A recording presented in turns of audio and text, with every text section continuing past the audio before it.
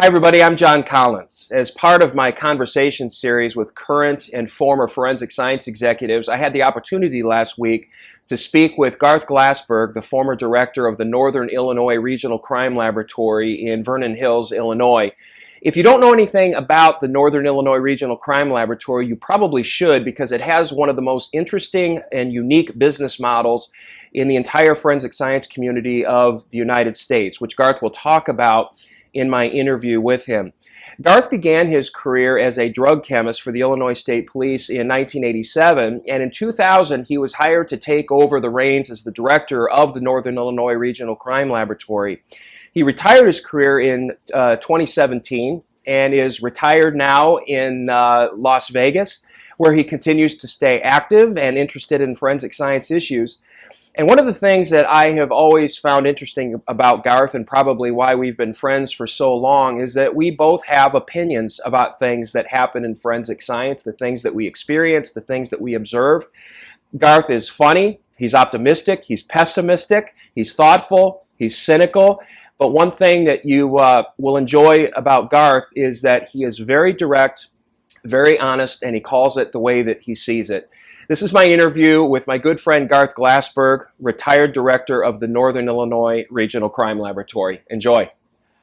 So we started doing we're getting ready, the final draft done for the forensic science executive, and you submitted a manuscript that we're putting in there on disruption, and you talked about the difference, two different kinds of disruption. You talked about constructive disruption and destructive disruption, and it was an interesting piece, because when you read it, and I'm sure you were thinking of this when you wrote it, but I'm thinking, man, you just described forensic science, because we've done so much constructive disruption over the years, but you've got these other entities that they do not even remotely have the best interest of the forensic science community at heart. And so that kind of falls more under, I guess, disruptive or destructive disruption. But what was your thinking? Like, what inspired you to write that? And what was it that you've experienced in your career?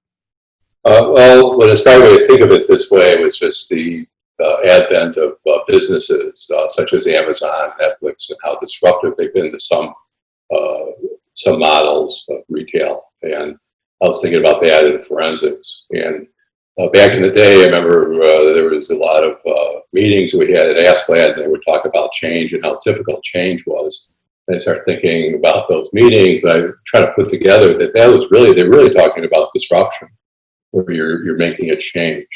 And some of the disruptors are very small, and you just I would just call it change, but sometimes you get into a situation where you're actually making a huge change. And that huge change would be a disruption of the status quo. And that's where you start hitting walls, when you start going after status quo. And so I was involved with some of those, and when I was involved, I was very naive, because I thought, oh, this is really great. We're going to improve productivity in our laboratory and get rid of all these things that we're doing which really don't matter. And, I was all excited, and then all of a sudden you hit the wall of the status quo fighting back, and they were hostile about it, right? And it was surprising, and so I wasn't prepared for that. So I think that anyone who decides that they think they're going to be a big change agent, which I'll call a constructive disruptor, they need to get a good set of bark on them, because you're going to hit some walls. They're going to be shooting some barbs at you. And I think about being a DNA scientist. I mean, talk about like perpetual disruption, because I have a lot of my clients. It's interesting. I've had a lot of clients in my coaching practice that are DNA technical leaders, DNA analysts, or lab directors that used to be DNA people. And one of the things you constantly hear about, like even in a coaching session, is I hear the word validation over and over again. Validation, validation, validation. I mean, there's no question DNA in itself was a disruption to the criminal justice system, but these poor folks in DNA, they're having to reinvent the wheel, it seems like, once a year. And you can tell when you talk to people that there's some burnout. Well, I think there probably would be, but I think these pieces of people I work with in my lab seem to accept that as just the course of doing business. And there wasn't really any angst with the people I was working with. I think so. If you have people who are willing to be flexible and understand this is the nature of the beast, I think it'd be very rewarding, because like if you look at the other side of it, you have like legacy fields which don't change very much, and you're kind of like hammering the same nail in the coffin all the time. And over here you've got this new kind of thing, a new thing, and it could be actually rewarding and exciting. So I think they need to know that when they go into that field. Talk about disruption, Garth. I was always, and you and I have talked about this for years, because our laboratories back, many years ago, I was in DuPage County, Illinois, and you were director of the Northern Illinois Regional Crime Lab, not too far away, maybe a half-hour drive. And you and I have had many conversations about this over the years, but I found your business model, and still do. Obviously, you're retired now, but I found that business model to be, nothing short of fascinating, and there's really nothing like it anywhere else in the United States, at least that I don't know of. Tell me a little bit, just talk a little bit about that laboratory, what the business model was based on, and how it worked. Yeah, they just got started in '68. Basically, the nickel version is that agencies join the laboratory, pay a fee per capita of how many people they have in their town, and with that, we give them a full set of services. And so that's not tax-based. And so as a director, I had a real budget. And when I say a real budget, I mean I just couldn't call up another agency and say, by the way, I need more money for this. I had to work within my budget. And it was both stressful and rewarding, because you've got to control that, and you have to plan for things ahead of time. And so, scratching around for grants and other things like that to help the equipment purchases, that was also rewarding. I actually kind of, when I got success, and I did have success doing that, it was rewarding. But it was an unusual model that way, and the only reason people would come to our lab is for the service. In other words, a personal service, and also our backlog had to be maintained at a lower level. Therefore, our people had to be productive.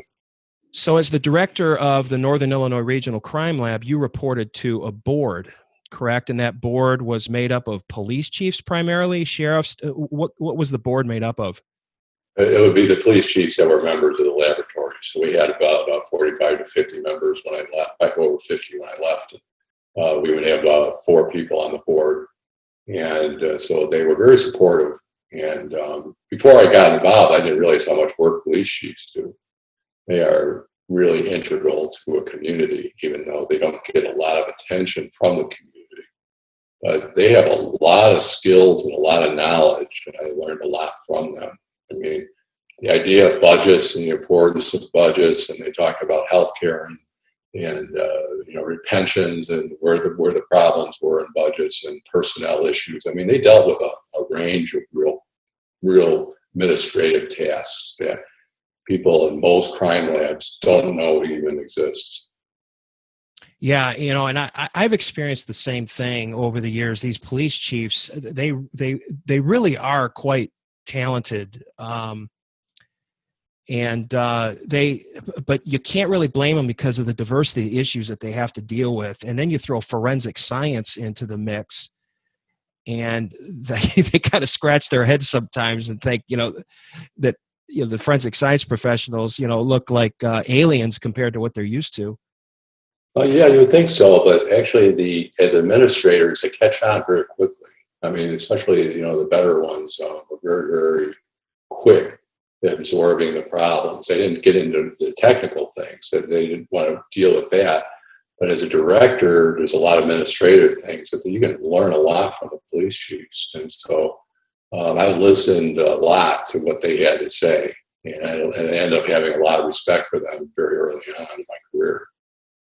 Did you feel like they listened to you? Did you feel like you had a voice? Absolutely. Yeah, they were very supportive. They would listen, and I listened. Mm-hmm. And so, it has to be a two-way street, but they were much different than the organization, the bigger organizations that I've dealt with, as far as that respect and the lack of siloing of their thought process. Yeah, I think they have such a wide range of authority that they don't get siloed. And I think the bigger problem with administrators is they get siloed and they start thinking in one direction. And I don't think the police chiefs, especially the medium and smaller towns and the bigger towns, they're all the same. I mean, they have the same problems, different size problems. And so, but they were very, very supportive, and I listened to them and they listened to me. So it was good. So this COVID-19 phenomenon has got to be causing a challenge for these smaller labs. And one of the things that I think you and I always knew as directors of smaller county labs is the only reason we could exist was because our stakeholders felt that the cost of keeping those labs open was worth the increased level of service, because the states are really, at least in Illinois where we were, and I'm not trying to pick on Illinois because this applies to a lot of different labs. The same thing holds true here in Michigan, that if you ever get to a point where it's cost prohibitive, those labs aren't going to exist anymore because the state is really obligated to take those cases. And so, this COVID-19, I can only imagine the impact that it's having on these smaller laboratories. What's your thought on that? No, I agree. If I was still working, I'd be sweating that one out. I think that any small laboratory or anybody who's not mandated to have a job in a depression could definitely be at risk. And so I have no idea what's going to happen because I don't think anybody does, but there's going to be some pressure on municipalities to cut headcount because of the lack of taxes coming in. And many places are dependent, I'm in Nevada now, but they're dependent on sales taxes. And they're talking about massive cuts in education and other things. I just saw Utah, a different political kind of state, but they're having the same problem. And I think all the states are going to be having those problems. I don't think that people have been recently hired should feel secure that they will have a job because we don't know what's going to happen. And so this is definitely a new animal. The recession that we had in 2008 was kind of scary. This one is much worse. And the tax revenues are really going to drop even if the businesses come back. I don't see them rushing back to the same degree. And remember, a flat curve was bad. Dropping a point or two or something like that, you're talking about, the 5 or 6% drop is enormous for the agencies because 80% of their budgets are personnel costs. So if you're in a laboratory and you're a director of a large lab and you think you do budget, you're not doing a budget because you don't have to worry about healthcare and pension and salary costs and all the infrastructure costs, et cetera, that have to go into your operation. So when you look at a cost of doing a DNA kit, they say, well, I don't know, how can they charge $2,000? It only costs like $100 to do that because they're not counting all their costs. Yeah, it is a nail biter. I'm not saying people have to, jump off the roof or anything, but I think that you have to look at, as a director, where can you cut costs? And I had my own mind where I would have started cutting costs or start thinking about it without firing people. But I think that you get to be kind of imaginative, and I don't know if they will be. One thing that you and I both have in common is we have an entrepreneurial side. You have to have an entrepreneurial side to do what you did in that smaller laboratory, because you really were functioning as kind of a quasi-business, quasi-governmental agency.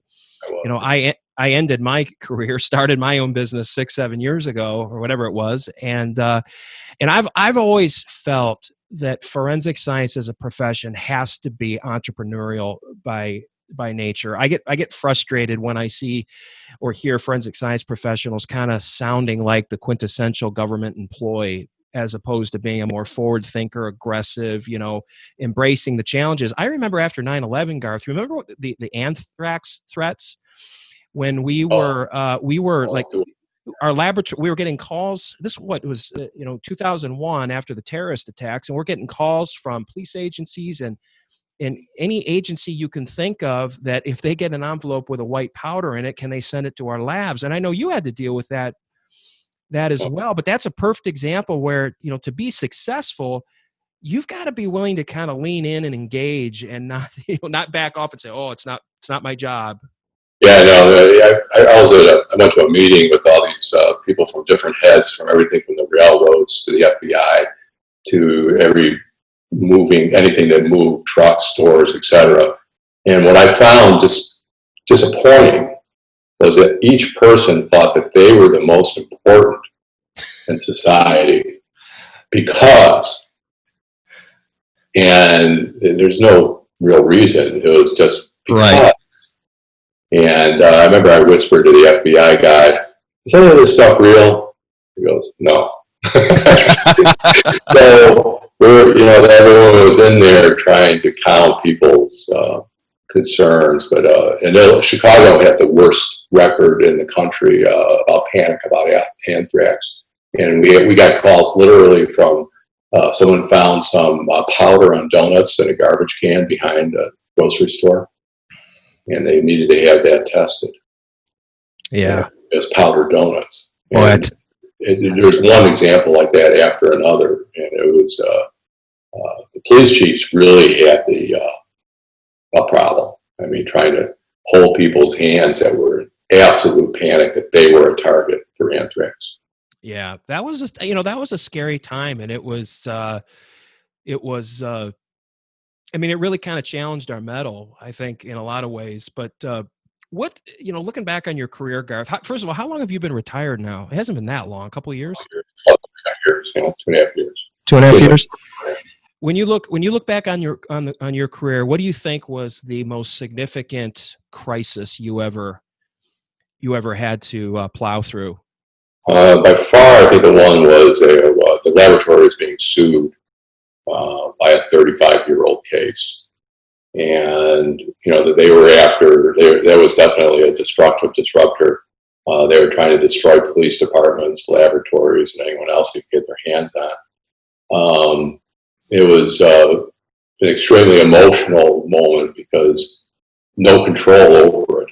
That was a major problem, and it gave me a glimpse of the criminal justice system. And I remember talking to the federal judge, and I said to the federal judge after we won the lawsuit, and the judge found in our favor, they continued to appeal, which was going to cost hundreds of thousands of dollars to fight the appeal. I remember telling the judge, "This is like legalized blackmail," and it was a eye opener. I told the judge, I said, I told my wife I never wanted to see this side of the criminal justice system, and where people didn't do anything wrong and were accused of something that nobody did. And they did find in our favor. The judge actually said the laboratory did an outstanding job, but that didn't stop the appeal from going forward. And you had no cover. I mean, a lot of laboratory directors out there, they're going to push this up to their legal counsel. You're your own entity. I mean, yeah, you report to a board, but buck stops with you in some ways. Yeah, I was actually coaching our attorney and the police chiefs and reading the manuscripts and going into it as much as I could. I wasn't doing it, obviously, the trial work, but it was a rough go, and I wouldn't want to have to go through that one again.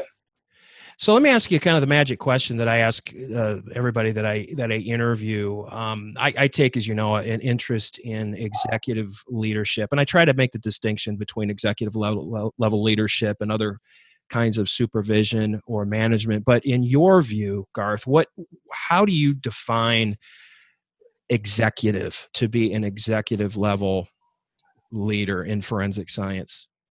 Never really thought of it that way, but I think that you're really responsible for the operations of the whole system, and therefore from everything from how things are cleaned up in the laboratory and who you're hiring for janitorial services, all the way through the service that you're providing and delegating those services out to other people, but you are responsible in making the decisions of the laboratory. Mm-hmm. And so when you're looking at a true laboratory director, you're making those decisions. And that's how I look at an executive director, is the person who makes those decisions and you have to be responsible for them. And I made mistakes, and I would tell people, I'm sorry, I made a mistake. And you have to be willing to U-turn. I made U-turns. Hey, this doesn't work. I got to do a U-turn. This one didn't work out. Sorry, guys. This was a boner. This one didn't work out. And we had to move on. And so I did that, and I told people I made mistakes. And I said, yep, I made a mistake. And I remember once I made a financial error. And boy, I was like, holy moly, that wasn't what I really said. It was a bad word. And I was going, so I had to rectify it with the IRS. I didn't do a filing. I was supposed to do it with the IRS. And the accountant helped me out with the letter. And I just got it straightened out. But that was I wouldn't call that an issue. Yeah. It was a problem. Just so that the people that are watching this video, so that there's no confusion, you were not a private laboratory. You were. It was a semi kind of like almost like a governmental partnership that was organized. Were you organized as a not-for-profit company? We were one time, and then we changed our charter to intergovernmental agency. Oh, okay. So there was a statute in Illinois you can go into become an intergovernmental agency. And there were other intergovernmental agencies, usually involved with sewer and water and things like that. So there were other things. Okay. Dispatches could almost be thrown into there. So there were intergovernmental agencies. And was that relevant to your CODIS, qualifying for CODIS? Because I know there were issues early on. What kinds of laboratories could have CODIS? There's also management changed, and also in FBI, and so kind of they had a different philosophy. Eventually, they evolved with their idea of what CODIS was really going to be for. As the kind of laboratory that you were a membership laboratory. So different cities, towns, they would become members and would be able to therefore submit evidence to your laboratory. And then along comes accreditation. In the early 1980s, I know this was before your time at the laboratory, but accreditation comes along and introduces an entirely new set of responsibilities, an entirely new set of costs. And then as we go through the 1980s and 1990s, then it gets ramped up from the old ASCLD Lab legacy program to our kind of forging through the ISO world into an ISO 17025 platform. But I have to believe that had to have been a challenge for your laboratory and your staff, because you're talking real costs that you have to look at personally coming across your desk. I didn't really think that was the issue for us. I didn't think that was really the problem. I thought that what we did is we just went down the list of all the criteria, and we just wrote our procedures manuals to address every one of those. And our objective was to meet those requirements. And on paper, we would meet those and we would follow all those requirements. But I remember having a discussion with somebody, and they during the discussion from another laboratory, that they said that they wanted to do 3 times more than the minimum. And I said, we're going to do whatever it says in that document. And if you want to go ahead and do that, go ahead, because I wanted to still have an operation of the laboratory. And so we would just do some of the things were, I don't think they were really stopping us from doing anything at accreditation standards, but they do suck air out of the room when they're unnecessary. And that was my complaint about the process. I'm a firm believer in accreditation, but I'm not a firm believer in quality by the pound. And so the problem, I think, in our community, when I was in the community, was that you couldn't have a discussion about quality by the pound, because the status quo was quality by the pound. And so therefore that to me, that's going to be one of those disruptor things when someone comes in there, and constructive disruptors might get together and challenge that concept of the amount of requirements and whether that really gives you the quality you need. And the interesting thing is, because you really have to be a third-party observer really has to be pretty impressed, I think, with the forensic science community that we developed the kind of accreditation system that we had. And I find it ironic I'm not sure how else to describe it, that during that time, from the 1980s through the early 2000s, that the attacks against forensic science got more and more vicious. So any idea that our accreditation program was going to somehow stop these attacks and just allow us to kind of live in peace and harmony, that eventually was proven wrong. I mean, because it especially in the first decade of the 21st century, the attacks on forensic science were, I mean, vicious. Mhm. Vicious. And that's the difference between a constructive and the destructive disruptor. They didn't want to make the system stronger. They wanted to destroy the system. They wanted to discredit not just you as an individual, but the whole science, that you're not a science and so forth. And they're very aggressive. And our community was not prepared for that aggressive attack. They thought that they could just, say, okay, we'll go along with this idea of getting into an ISO platform because we don't want to be a good old boys network. And I remember hearing people say that literally. Well, we have to change this platform that we're going to do, and now because the defense people are really yelling about it, and they didn't care about that. What they wanted was your head. Right. They didn't want to care about what kind of hat you wore. And I kind of remember being in Osac when I was in Osac, and I was sounding that alarm. The Osac. The Osac is a really interesting phenomenon, and I've looked at it, and I've tried to pay attention to some of the things that they're doing. Obviously, I'm not a laboratory director anymore, but I like to know what's going on in the community, and I hear some of my clients talking about it. But I have to hand it to them. I think that NIST has done about as good of a job as they could have with that concept. I don't necessarily know long term what these OSACs are going to mean for the forensic science community, and quite honestly, I don't know what the long term involvement of NIST is going to continue to be. The Innocence Project, you talk about attacks on forensic science. The Innocence Project, they were huge advocates of getting NIST involved. And so that was one of the reasons early on I was always a little bit skeptical, admittedly, of NIST, because that's what the Innocence Project wanted. But they've done some interesting things. So I'm curious, your experience with the OSAC, what was your takeaway? What were your thoughts on what this means for the community? Well, I think it was a well-meaning group of people that were getting together, and there's a lot of enthusiasm.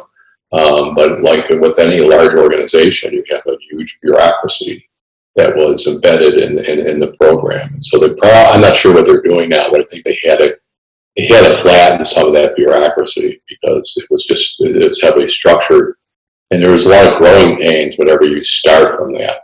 But what was interesting too about it, even when I was starting to leave, is that one of the criticisms of the SWIGs was they didn't have a funding source, and there's other problems with funding the meetings, etc. And I think they were having the same kind of problems. And so, it's easy to sit there and say, wave a magic wand and have all these things done. But the organization implementation of that is very, very, very difficult. I think I'm not sure what they're doing now. I haven't been involved now in a couple of years. But I know that the people that were involved were extremely well-meaning. And but it was a very difficult challenge because of the size and the scope of what they were doing. It was enormous. And so you had hundreds of people. I think almost 1,000 people seemed to be in these rooms. Maybe it wasn't that many. It just seemed that big. But I mean, the very beginning, it was just an enormous undertaking. Garth, what are your thoughts on this on terminology in forensic science? There's more conversation now, and I would say really probably the last 10 years, there's been a lot of conversation on what does this word mean? What does this phrase mean?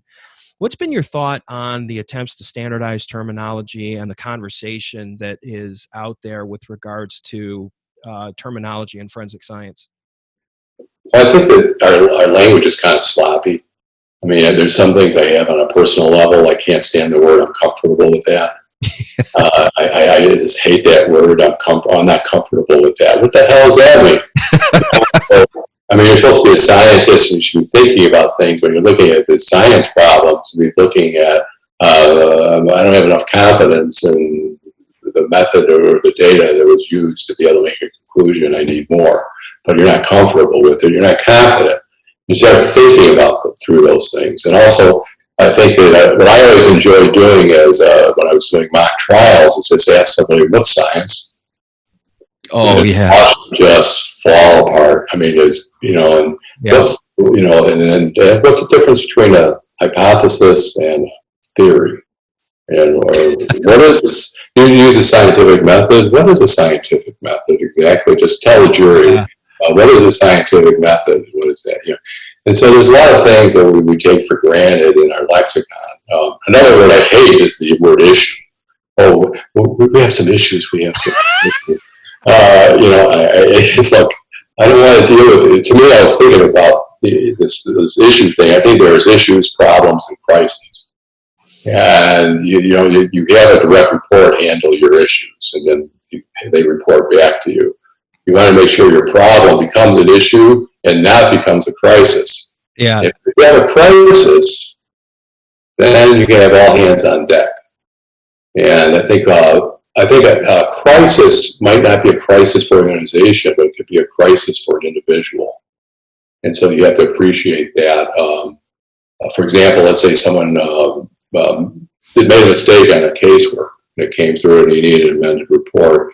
Well, you can look at it and say, well, it's really not that serious, but for that person, that could be a crisis. They're going to be really sweating bullets. And so you have to appreciate that and give them support. So I think that as executive director, that was one of my, if someone had a bad day, that you were there to solve their bad day rather than hit them over the head with it. And I hope I did that. I remember I had a bad day. I made a mistake. And I came to the director, who was the best director I ever worked with. His name was Crone. I came up to him and told him, oh boy, I made, and he listened to it, and he had this way of doing something with his pen, and he just looked at me and smiled and said, it's Friday, go home, have a good weekend.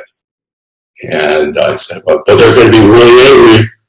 I didn't use those words, but I mean, they're going to be really angry. And he goes, have a good weekend.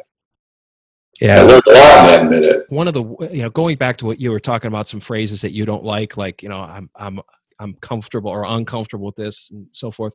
One of the phrases that just drives me crazy is when people say, I don't like surprises, especially when it comes from somebody in a leadership position. Because I can't tell you the number of times that I have been told that. I don't like surprises, John. And in the back of my mind, I'm thinking, you get paid to deal with surprises. Don't give me that garbage. I don't like surprises. What the heck does that mean? Every management decision is from a surprise. I mean, that's the whole point of having a management system. Yeah. But you talk about Macron and him backing you up, and that's what it goes back to, having a backbone. And I think, when it comes to leadership, and not just leadership, when it comes to professionalism, you got to have a spine. You got to have a backbone. Doesn't mean you're going to be unpleasant. Doesn't mean you have to be unpleasant, but especially people in leadership positions, you really have to have your people's backs, and they have to feel like you've got their backs. And you know what? That's not necessarily for the faint of heart. I think there's just, as a manager, director, what do you want to call it, consistency is important, and not blowing things out of proportion is important.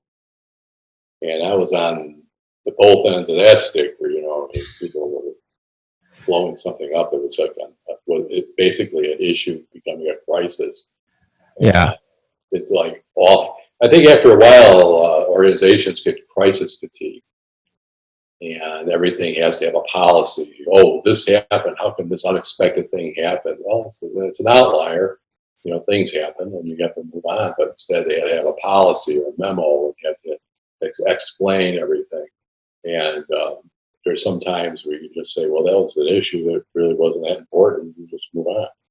Garth, what would be some advice that you would give to younger generations of managers, unit supervisors, prospective laboratory directors, for how to be successful in as a leader in forensic science, in light of the issues that we have today and that we will have, through the, let's say for the next 20, 30 years? One thing there's a couple things I would do. One thing, Stanford Turner was the CIA director at Carter. Heard him say once, the first thing that crosses his desk was always wrong. So you don't believe the first story. You don't react to the first story, the first accusation, the first opinion, because that's the first opinion.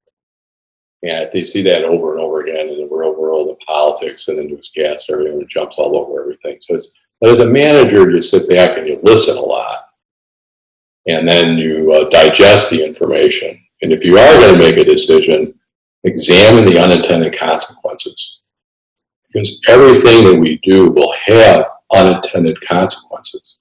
And I'm absolutely convinced that hardly ever comes into people's minds.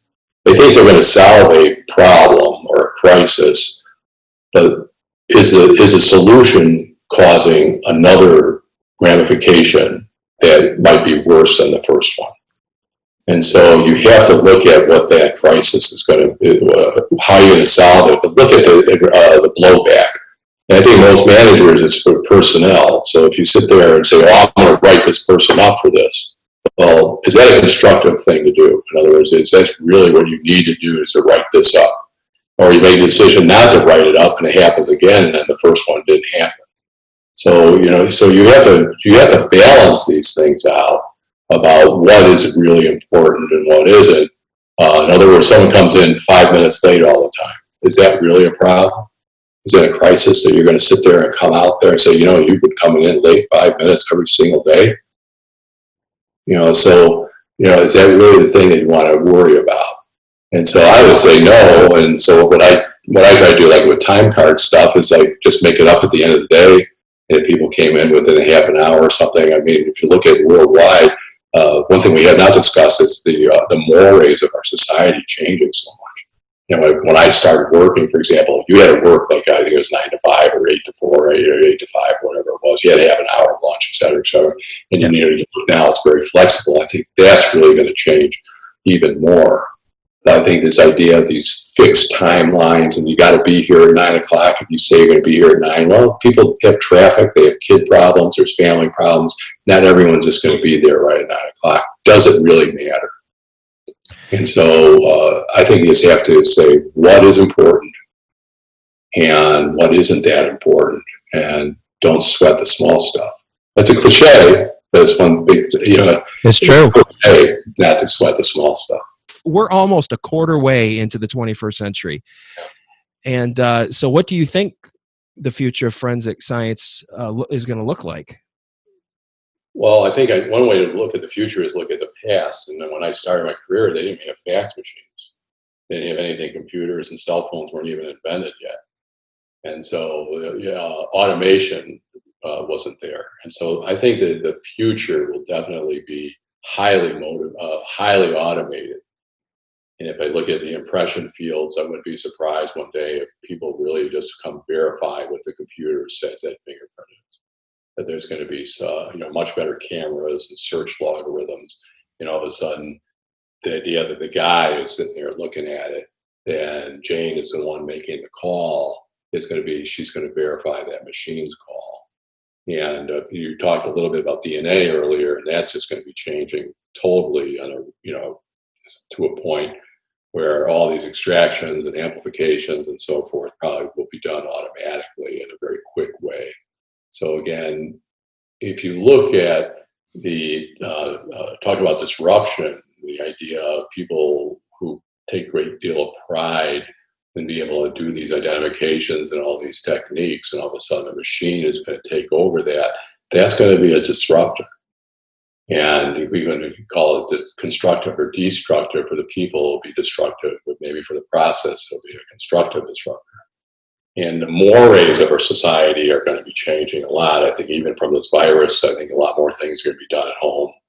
And you might be proofing your reports at home or doing administrative tasks at home. And I think the idea of going to court eventually will be, you're just going to beam that thing through some wire somewhere and you're going to be on a screen rather than in a courtroom. 50 years, for example, people put down frameworks of 50 years are impossible to envision. But if society doesn't fall apart altogether, I think that mores will become more flexible. People will be less in tune to, we'll look at what we're doing now as very constrictive, and it'll be a lot looser.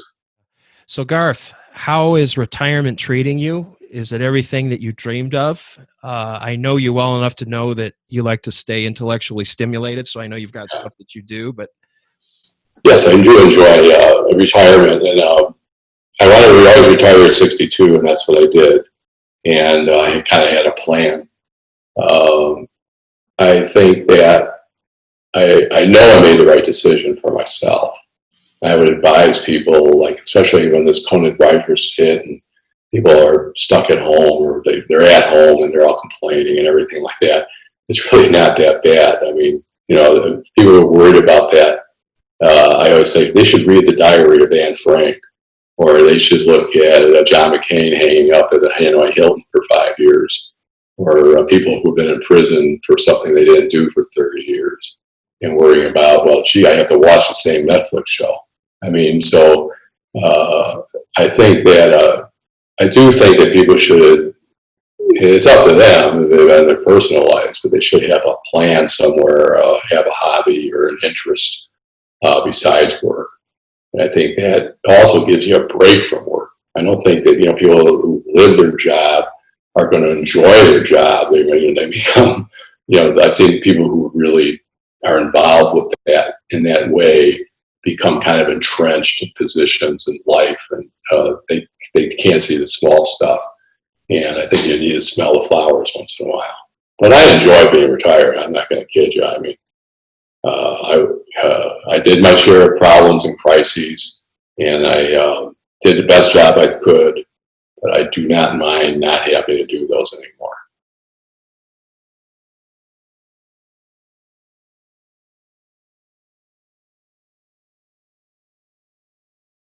you were supposed to go to Pakistan this year, right? Obviously that got killed, but when did you go before? I went there twice. I went back there, I think it was 2009, and I went there again in 2012. Were you like doing like consulting, like it was uh like you were helping with accreditation or something, or They're building a laboratory there, an enormous laboratory. And so they're coming in, and I just help. I advise them on what kind of equipment they should get. And it was an enormous laboratory. It's kind of like, I forgot how big it was, but it was like an FBI building or something like that. yeah. And but it was impressive. Yeah, well, I tell you what, there's not that many forensic people from the States, I think, that have gone to Pakistan. That's got, I mean, Well, you're into that stuff, though. I stepped off the airport, and they came to visit me, and they came in with a Jeep with 4 guys with semi-automatic weapons as my guards. And, Yeah. I would get in the car, and they had another group of guys behind me, in front of me, and I said, well, I'm not in Kansas anymore. So I kind of soaked it in. It was kind of it's a kind of an interesting, Yeah. very interesting, rewarding.